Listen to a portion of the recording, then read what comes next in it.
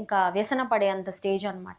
భక్తిహీనులందరూ ఇలా దేవుడిని విడిచిపెట్టేసిన వాళ్ళందరూ ఇలా బాగుపడిపోతున్నారని వ్యసన పడే స్థితికి వస్తున్నావంటే you are not investing your time in the right manner. నీకు దేవుడిచ్చిన సమయాన్ని నువ్వు సరిగ్గా వాడడం లేదన్నమాట.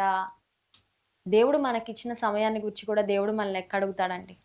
దేవుడు మనకిచ్చిన గంటలు, దేవుడు మనకిచ్చిన దినాలు, దేవుడు మనకిచ్చిన నెలలు, దేవుడు మనకిచ్చిన సంవత్సరాలు లెక్క అడుగుతాడు ఖచ్చితంగా.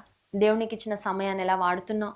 భక్తిహీనులను, ఆ తర్వాత చెడ్డవారిని చూస్తూ సమయాన్ని గడిపేసి వ్యసన పడుతూ, బాధపడుతూ బ్రతికేస్తున్నావా?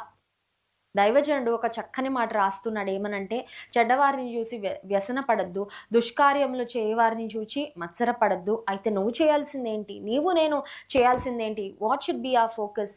అసలు మనం ఏం చేయాలి? దేవుని చిత్తము మన పక్షంగా ఏంటి అంటే 3వ వచనం, యెహోవా యందు నమ్మిక